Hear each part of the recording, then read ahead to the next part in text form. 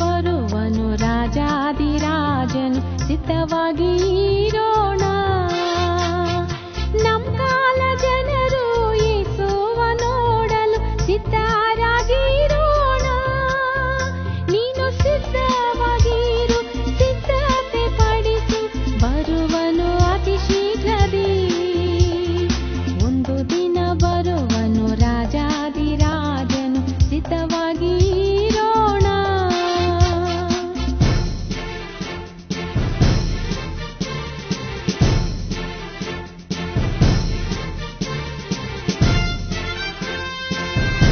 ಕರ್ತನಲ್ಲಿ ಪ್ರಿಯರೇ, ನಿಮ್ಮೆಲ್ಲರಿಗೂ ಮುಂಜಾನೆಯ ಶುಭ ವಂದನೆಗಳು.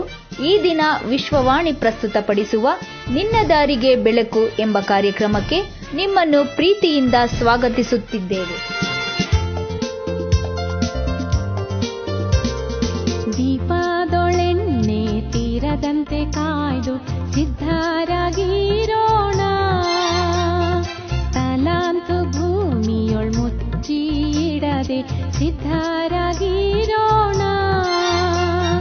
ನಮ್ ಕಾಲ ಜನರು ಯೇಸುವ ನೋಡಲು ಸಿದ್ಧರಾಗಿರೋಣ. ನೀನು ಸಿದ್ಧವಾಗಿರು, ಸಿದ್ಧತೆ ಪಡಿಸು, ಬರುವನು ಅತಿ ಶೀಘ್ರದಿ.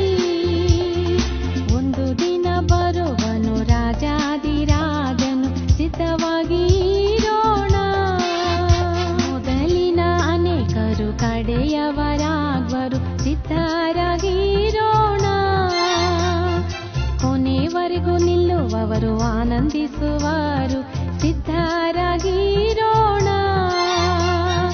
ನಮ್ ಕಾಲ ಜನರು ಯೇಸುವ ನೋಡಲು ಸಿದ್ಧರಾಗಿರೋಣ. ನೀನು ಸಿದ್ಧವಾಗಿರು, ಸಿದ್ಧತೆ ಪಡಿಸು, ಬರುವನು ಅತಿ ಶೀಘ್ರದಿ. ಒಂದು ದಿನ ಬರುವನು ರಾಜಾದಿರಾಜನು, ಸಿದ್ಧವಾಗಿ ಇರೋಣ. ಈ ಮುಂಜಾನೆಯ ದೇವರ ವಾಕ್ಯದ ಧ್ಯಾನಕ್ಕಾಗಿ ಆರಿಸಿಕೊಂಡಿರುವ ದೇವರ ವಾಕ್ಯವು ಇಬ್ರಿಯರಿಗೆ ಬರೆದ ಪತ್ರಿಕೆ 6ನೇ ಅಧ್ಯಾಯ ವಚನ 11 ಮತ್ತು 12. ದೇವರ ವಾಕ್ಯವನ್ನು ಓದಿ ಕೇಳೋಣ. ದೇವರ ವಾಗ್ದಾನಗಳು ಎಷ್ಟು ಮಾತ್ರಕ್ಕೂ ತಪ್ಪುವುದಿಲ್ಲವೆಂಬುದು. ನೀವು ಉಪಚಾರ ಮಾಡುವುದರಲ್ಲಿ ಯಾವ ಆಸಕ್ತಿಯನ್ನು ತೋರಿಸಿದ್ದೀರೋ ನಿಮ್ಮ ನಿರೀಕ್ಷೆ ದೃಢ ಮಾಡಿಕೊಂಡು ಕಡೆಯೇ ತನಕ ಹಿಡಿಯುವುದರಲ್ಲಿಯೂ ನಿಮ್ಮಲ್ಲಿ ಪ್ರತಿಯೊಬ್ಬರೂ ಅದೇ ಆಸಕ್ತಿಯನ್ನು ತೋರಿಸಬೇಕೆಂದು ಅಪೇಕ್ಷಿಸುತ್ತೇವೆ. ನೀವು ಮಂದಮತಿಗಳಾಗಿರದೆ ಯಾರು ವಾಗ್ದಾನಗಳನ್ನು ನಂಬಿ ಅವುಗಳ ಫಲಕ್ಕೋಸ್ಕರ ಬಹು ದಿವಸಗಳವರೆಗೂ ಕಾದಿದ್ದು ಆ ಫಲವನ್ನು ಹೊಂದುತ್ತಾರೋ ಅವರನ್ನು ಅನುಸರಿಸುವವರಾಗಬೇಕೆಂದು ಕೋರುತ್ತೇನೆ ಎಂಬುದೇ. ದೇವರೇ ಈ ವಾಕ್ಯಗಳನ್ನು ಆಶೀರ್ವಾದ ಮಾಡಲಿ. ಆಮೇನ್. ಕರ್ತನಲ್ಲಿ ಪ್ರೀತಿಯುಳ್ಳ ದೇವಜನರೇ, ನಿಮ್ಮೆಲ್ಲರಿಗೂ ಮುಂಜಾನೆಯ ಶುಭ ವಂದನೆಗಳು.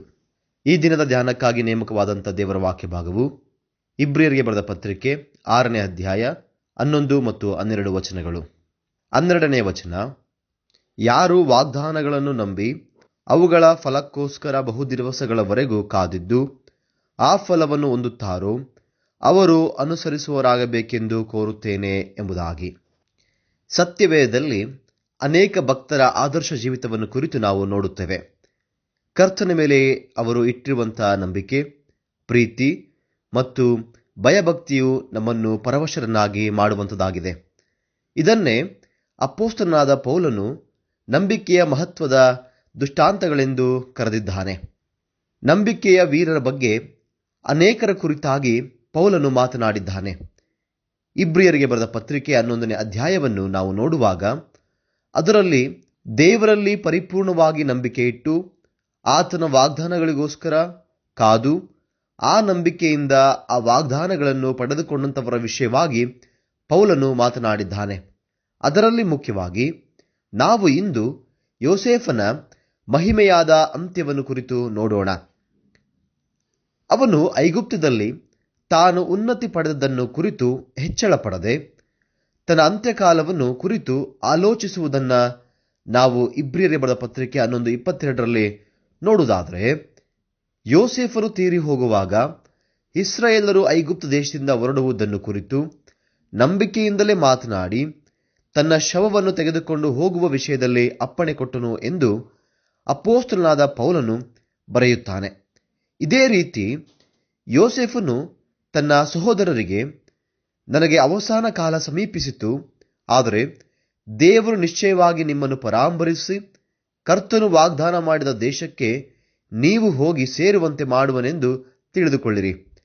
ಆಗ ನೀವು ನನ್ನ ಶವವನ್ನು ನಿಮ್ಮ ಸಂಗಡ ಹೊತ್ತುಕೊಂಡು ಹೋಗಬೇಕೆಂದು ಹೇಳಿ ಅವರಿಂದ ಪ್ರಮಾಣ ಮಾಡಿಸಿಕೊಂಡನು ಎಂಬುದಾಗಿ ಆದಿಕಾಂಡ 50ನೇ ಅಧ್ಯಾಯದ 24-25 ವಚನಗಳಲ್ಲಿ ಕಾಣಬಹುದು.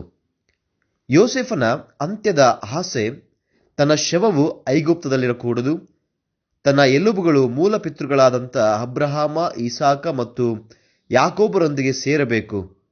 ಕಡೆ ದಿನಗಳಲ್ಲಿ ಪುನರುತ್ಥಾನವಾಗುವಾಗ ತಾನು ಅವರೊಂದಿಗೆ ಏಳುವೆನು ಎಂಬುದು ಅವನ ಆಸೆಯಾಗಿತ್ತು. ಯೋಸೇಫನು ಸತ್ತು 430 ವರ್ಷಗಳ ಬಳಿಕ ಕರ್ತನು ಇಸ್ರಾಯೇಲರನ್ನು ಕಾನಾನಿಗೆ ಹೋಗುವಂತೆ ಅನುಗ್ರಹ ಮಾಡಿದನು ಎಂಬುದಾಗಿ ನಾವು ಕಾಣುತ್ತೇವೆ. ಕ್ರಿಸ್ತನಲ್ಲಿ ಸತ್ತವರು ಮೊದಲು ಎದ್ದು ಬರುವರು, ಅನಂತರ ಜೀವದಿಂದುಳಿರುವ ನಾವು ಅಂತರಿಕ್ಷದಲ್ಲಿ ಕರ್ತನನ್ನು ಎದುರುಗೊಳ್ಳುವೆವು. ನಿಜವಾಗಿಯೂ ಯೋಸೇಫನ ನಂಬಿಕೆಯ ಜೀವಿತ ಅದು ತುಂಬಾನೇ ವಿಶೇಷವಾಗಿರುವಂಥದ್ದಾಗಿದೆ.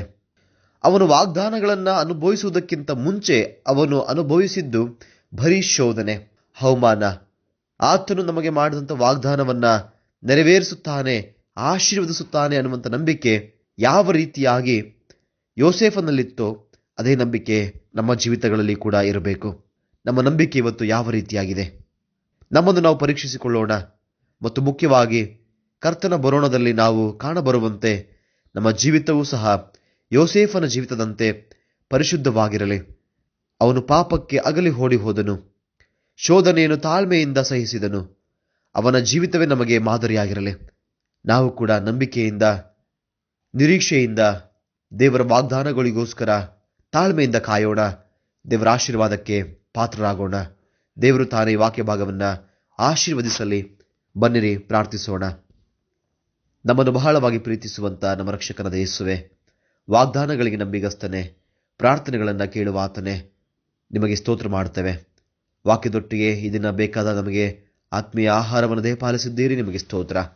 ಇದನ್ನು ಯಾರ್ಯಾರು ಈ ಕಾರ್ಯಕ್ರಮವನ್ನು ಆಲಿಸಿಕೊಳ್ಳುತ್ತಾ ಇದ್ದಾರೋ ಅವರೆಲ್ಲರಿಗೂ ಬೇಕಾದಂಥ ಆಶೀರ್ವಾದಗಳನ್ನು ದಯಪಾಲಿಸಿರಿ. ಅವರಿಗೆ ಬೇಕಾದ ಬಲ, ಕೃಪೆ, ಸಮಾಧಾನವನ್ನು ದಯಪಾಲಿಸಿರಿ. ಮುಖ್ಯವಾಗಿ ವಿಶ್ವವಾಣಿ ಸೇವೆಗೋಸ್ಕರವಾಗಿ ಪ್ರಾರ್ಥಿಸುವ ಅನೇಕ ಪ್ರಾರ್ಥನಾ ವೀರರನ್ನ ನಾವು ನಿಮ್ಮ ಕೈಯಲ್ಲಿ ಒಪ್ಪಿಸಿಕೊಡುತ್ತೇವೆ. ಆಶೀರ್ವಾದ ಮಾಡ್ರಿ. ನಮ್ಮ ಸೇವೆಗೆ ಬೆನ್ನೆಲುಬಾಗಿ ನಿಂತಹ ನಮ್ಮ ಸೇವಾದಾನಿಗಳನ್ನು ನಿಮ್ಮ ಕೈಯಲ್ಲಿ ಒಪ್ಪಿಸಿಕೊಡುತ್ತೇವೆ. ಆಶೀರ್ವಾದ ಮಾಡ್ರಿ. ಈ ದಿನ ಯಾರಾದರೂ ಹುಟ್ಟುಹಬ್ಬಗಳನ್ನು, ವಿವಾಹ ವಾರ್ಷಿಕೋತ್ಸವಗಳನ್ನು ಕಂಡಿರುವುದಾದರೆ ಮತ್ತು ಯಾರಾದರೂ ಮನೆಗಳಲ್ಲಿ ಶುಭ ಕಾರ್ಯಗಳನ್ನು ಮಾಡುತ್ತಿರುವುದಾದರೆ ಅವರೆಲ್ಲರಿಗೂ ಬೇಕಾದಂಥ ಆರೋಗ್ಯ, ಬಲ, ಕೃಪೆ, ಸಮಾಧಾನವನ್ನು ಅನುಗ್ರಹಿಸಿಕೊಟ್ಟು ಕಾಪಾಡು ಸ್ವಾಮಿ. ನಮ್ಮ ಕರ್ತನಾದ ಯೇಸುವೆ, ಭಾರತ ದೇಶವನ್ನು ಭಯ ಹುಟ್ಟಿಸುವಂಥ ಅನೇಕ ಕಾಯಿಲೆಗಳು ಬರುತ್ತಿವೆ ಎಂದು ಅನೇಕ ಜನರು ಭಯದಲ್ಲಿ ಜೀವಿಸ್ತಾ ಇದ್ದಾರೆ. ನಮ್ಮ ದೇಶವನ್ನು ನಾವು ನಿಮ್ಮ ಕೈಯಲ್ಲಿ ಒಪ್ಪಿಸಿಕೊಡುತ್ತೇವೆ. ನಮ್ಮ ರಾಜ್ಯವನ್ನು ನಿಮ್ಮ ಕೈಯಲ್ಲಿ ಒಪ್ಪಿಸಿಕೊಡುತ್ತೇವೆ. ಎಲ್ಲ ರೀತಿಯಾದಂಥ ಕಾಯಿಲೆಗಳಿಂದ ನೀನೇ ಬಿಡಿಸಿ ಕಾಪಾಡಬೇಕಾಗಿ ನಮ್ಮ ಆರೋಗ್ಯದಾಯಕನಾಗಿರುವಂತೆ ಯೇಸು ಸ್ವಾಮಿಯೇ ನಿನ್ನಲ್ಲಿ ಪ್ರಾರ್ಥಿಸುತ್ತೇವೆ. ಒಟ್ಟಾರೆ ಈ ದಿನ ನಿನ್ನ ಮಕ್ಕಳೆಲ್ಲರೂ ಮಾಡುವಂಥ ಅವರ ಕೆಲಸ ಕಾರ್ಯಗಳಲ್ಲಿ ಶುಭವು, ಕೃಪೆಯು ಅವರು ಹಿಂಬಾಲಿಸಲಿ. ನಿನ್ನ ಕೃಪೆ ಯಾವಾಗಲೂ ಮೊಟ್ಟಿಗಿರಬೇಕಾಗಿ ಬೇಡಿಕೊಳ್ಳುತ್ತಾ ಈ ದಿನವನ್ನು, ನಮ್ಮೆಲ್ಲ ಕೆಲಸ ಕಾರ್ಯಗಳನ್ನು, ನಮ್ಮ ಸೇವೆಯನ್ನು ನಿಮ್ಮ ಕಡೆ ಒಪ್ಪಿಸಿಕೊಡುತ್ತಾ ಈ ಪ್ರಾರ್ಥನೆಯನ್ನು ನಮ್ಮ ರಕ್ಷಕನು, ಒಡೆಯನು, ಪ್ರಾಣಪ್ರಿಯನಾಗಿರುವಂಥ ಯೇಸುವಿನ ನಾಮದಲ್ಲಿ ಪ್ರಾರ್ಥಿಸಿ ಬೇಡಿ ಹೊಂದಿಕೊಂಡಿದ್ದೇವೆ ತಂದೆಯ ದೇವರೇ, ಆಮೇನ್. ಆಶಿಸದೇ ಇರು ಉನ್ನತ ಪದವಿ, ಸಿದ್ಧರಾಗಿರೋಣ. ದಾರಿ ತಿಳಿಯದ ಆತ್ಮಗಳನ್ನು ಸಿದ್ಧತೆ ಪಡಿಸೋಣ. ನಮ್ಮ ಕಾಲ ಜನರು ಯೇಸುವ ನೋಡಲು ಸಿದ್ಧರಾಗಿರೋಣ. ನೀನು ಸಿದ್ಧವಾಗಿರು, ಸಿದ್ಧತೆ ಪಡಿಸು, ಬರುವನು ಅತಿ ಶೀಘ್ರದಿ. ಒಂದು ದಿನ ಬರುವನು ರಾಜಾದಿರಾಜನು, ಸಿದ್ಧವಾಗಿ. ಪ್ರಿಯ ಸಹೋದರ ಸಹೋದರಿಯರೇ, ನಿಮ್ಮ ಪ್ರಾರ್ಥನಾ ಮನವಿಗಳಿಗಾಗಿ ಪ್ರಾರ್ಥಿಸಲು ವಿಶ್ವವಾಣಿ ಟೋಲ್ ಫ್ರೀ ಸಂಖ್ಯೆ 1800270033 ಕರೆ ಮಾಡಿರಿ. ದೇವರು ನಿಮ್ಮನ್ನು ಆಶೀರ್ವದಿಸಲಿ.